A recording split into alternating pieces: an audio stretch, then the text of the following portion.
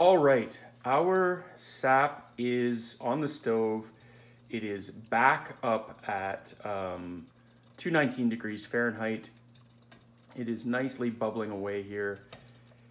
You can see, I hope you can see inside this syrup, or inside the pot. It is just going away, but see, look at this, this is where the problem begins. You can see how it's really going aggressively in that corner. If I turn my head for a second, this will start to foam up like crazy, overflow, and you have a nightmarish mess to clean up. You have to trust me on that one, speaking from experience. All right, I managed to draw off 2 cups of syrup. Let's see if we can pour this in here. You'll notice, look at the golden color. Again, that is early, like first boil kind of quality, or coloring, I should say. Very, very light in color, very much lighter in mapley flavor. It doesn't have that robust, strong maple flavor. No difference, however, in sugar, final sugar content. It's going to be, if you go to a store and they're selling that grade, your sweet tooth will be satisfied, that's for sure. You may not get that strong maple flavor that you're expecting. I mean, it definitely has maple flavor. I shouldn't sell it as not maple flavored, but some people prefer that really strong maple flavor. All right, so we have our cylinder, or measuring cup filled up, or a testing cup filled up. You're seeing I'm slowly lowering it in, and I can tell you right now, even before I let go, there is a little bit more resistance, although I don't think we're quite there yet. Like if I let go right now, it's gonna sink, I'm pretty sure. But let's find out. All right, so there, you notice the last time, it's not significant, it's definitely not significant, but you'll notice the last time I did that, there was much, much less of that hydrotherm sticking out. So we're gonna pour all this back in, get it boiling again. I mean, it's still boiling, but wick off a bit more of that water, evaporate more of that water out, and then we'll measure again. Keep an eye on these bubbles. You're gonna see now, I don't know if they show up, maybe we'll zoom a wee bit here. Oh, that's the wrong way. Ooh, that's super zoomed. There you go. You're gonna see now that the bubbles, because it's not quite up to temp yet, the bubbles are just looking like normal bubbles. And I know you're saying, how many times can this guy say the word bubbles? But you're gonna start to see it almost, how would I describe it? I call them sticky bubbles. They kind of start to foam, and instead of being like individually round bubbles, they almost get like hexagonal because they get all jammed in there. And it is like an observable thing. The problem is, especially because I'm filming, I can't, I have to keep a tight eye on it because like I said earlier, this can go, so my pot right now is sitting, well, let's zoom back out a wee bit. Oop, wrong way. Our pot is sitting probably right about here for the water, or for the meniscus of the syrup.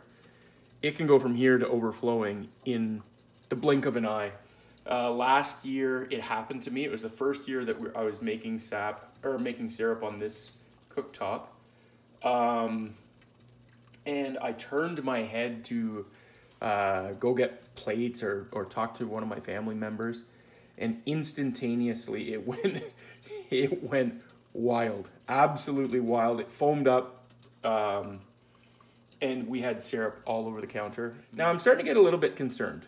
I am starting to get a little bit concerned because my hydrometer told me not very long ago, we are not there yet.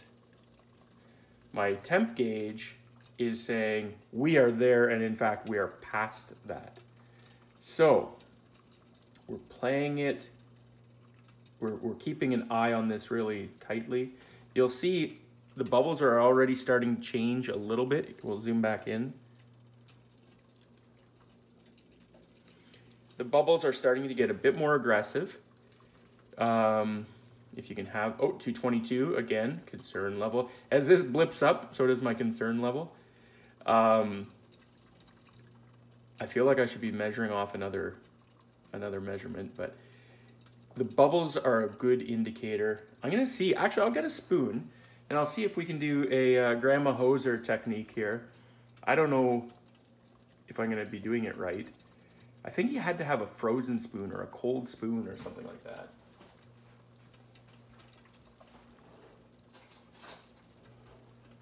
Again, this is me hearing stories from my father. So here, I've got a clean spoon. It's room temperature, so I don't know if this is gonna work or if I'm just gonna end up burning myself.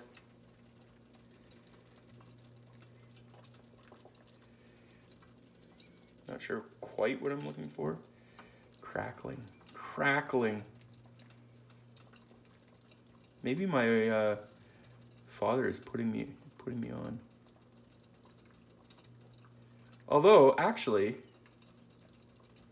I will say the back of the spoon looks like it's got like a bit of a shell on it.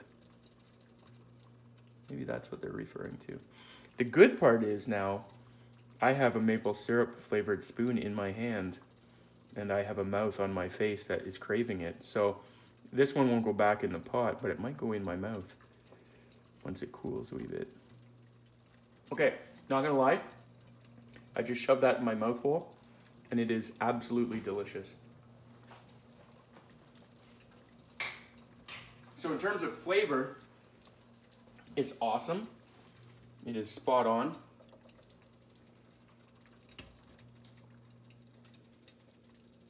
I feel like I should be measuring again. Let's measure. I don't think we've lost that much liquid, but the nervous Nelly in me says, let's not go too far along before we take another reading. Slowly lowering. Oh, that's gonna be close to overflowing.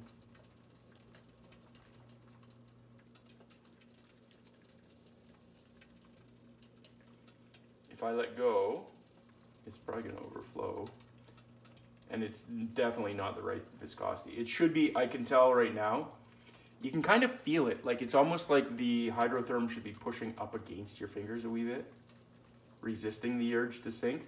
Okay, again, my excitement over nothing is evident, but you'll see more of that hydrotherm. Oh, let's get that on. You'll see more of that hydrotherm sticking out than before. We need it to be right there.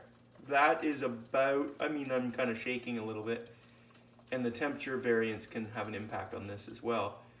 But we need it to be right about there. And right now we are, how much do we need it to rise? A centimeter, maybe? All right, I had mentioned earlier that the bubbles seem to change, and it's starting to happen. You can see a lot of bubbles are compacted in here. But what's also interesting, and I don't know if it'll show up in the video, is that the surface of the fluid of the syrup seems to be really sticky. That's the only way I can describe it. I know I keep using that word, but it's almost like it moves in a plate. It is still liquid. It's not gelatinous. It's not like gummy or anything. But when it ripples, when all the little bumps ripple, they kind of ripple as almost like almost as if it's a film, a liquid film, if there was such a thing. But it's getting very, very, very close. All right, I am thinking we are super close. I'm gonna take a test. We have got to be super close. It's just starting to get that look. It's starting to get that smell. Our house smells awesome, by the way. If you like the smell of maple, this is the place to be. Now, we're gonna fill up our cup, let it sit for a sec, because I forgot to mention earlier, the hydrotherm, or that little glass measuring device that I use, measures, I think, between like 35 degrees Fahrenheit up to 210 degrees Fahrenheit. So if this is truly coming out of, we were measuring earlier like 223 or something silly like that, we want to give it ample time to cool down so that the hydrotherm actually works. Otherwise, you're going to end up making too thick of syrup. It will err on the side of it thinking that it needs to boil more. So let's turn that down, because I think we're going to get really close. Let's put that right down to barely any temp at all. Now, we'll let that sit for a sec. It should cool pretty quickly. It should cool very quickly, or fairly quickly. We'll use our, this should, even by feel, you can kind of get an idea. It's not that it pushes hard against you, but it definitely doesn't want to get sucked down into the abyss of finger burning molten sugar. Let's see how buoyant it is. Oh yeah, oh man. All right. I had mentioned earlier that we are there, and in fact, I think we're more than there. You can see, if I can pick it up in the video here, there's the red line. And unfortunately, we are like, we're probably, instead of 66 bricks, we're probably measuring closer to 67 or 67 and a half bricks. So my fear is, my one concern is that when this goes into storage, whatever bottles it goes into, there may be crystallization, sugar crystals that come out of solution, which is not great, I went a little too far, but that's okay, Better too far than too thin. So we're going to get the filtering process begun. Here we go. Get the filtering underway here. I have got the syrup pretty much all warm. And like I said, we're just gonna put it in the top here. And you should see, hopefully soon. There you go, it's starting to come out the bottom.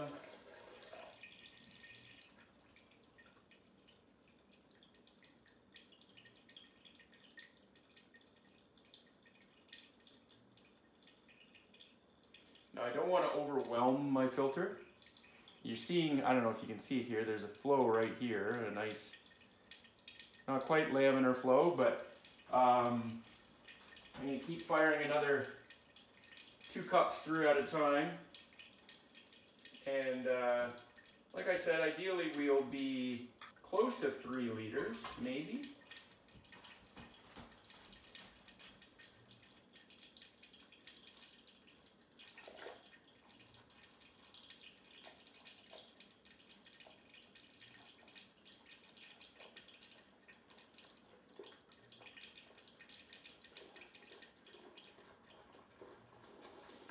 I should try to show you, I don't know if the camera will pick it up, I should try to show you the syrup before it gets filtered too, so you can get a rough idea of how cloudy it is.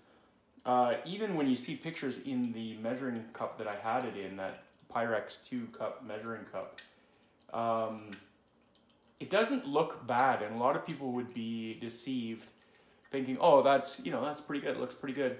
But what happens is this triple set of filters, the 2 pre-filters and the Orlon filter, will get almost like it's kind of like the texture of like talcum powder or baby powder.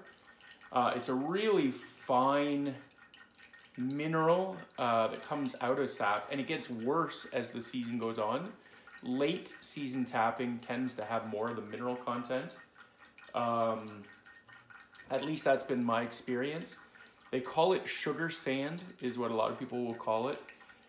It does not taste good at all. I tried it one time out of curiosity. I just dipped a little bit on my finger and licked it. And yes, there was remnants of maple syrup, but it's just not great. I don't know how to describe it. So you want to get rid of that, not only for the looks, so you have a nice clear syrup, but also it just cleans up the taste a little bit. That's going through. I'm gonna fire another half cup or half liter through. Just wanted to show you sort of what this is all about. I'll see if I can get, I don't know if it'll show up on video here, but let's see if I can get that in the video. That is sort of the cloudy pre-filtered syrup.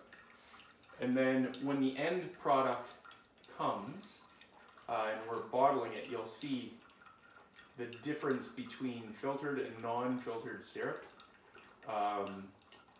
It is considerable.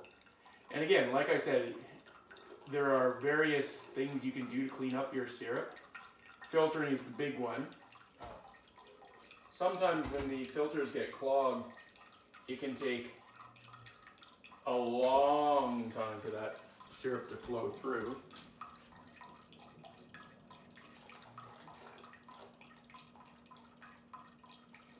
And there is a finite point that you should push through this type of filtration system anyway.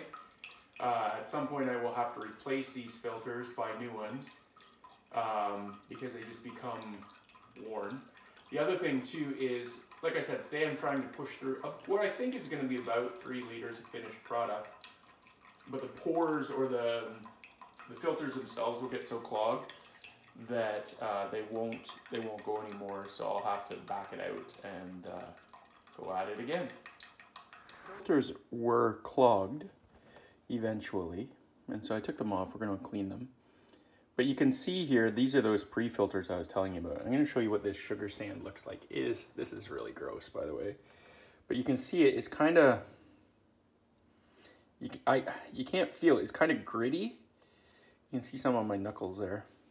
But it's like a chalky powder that's in all the syrup that you just have to get rid of. Yeah, you know, it's just absolutely disgusting. But I kind of wanted to show it to you, just so you can sort of get an idea of what, you can see more down in there, there's tons of it.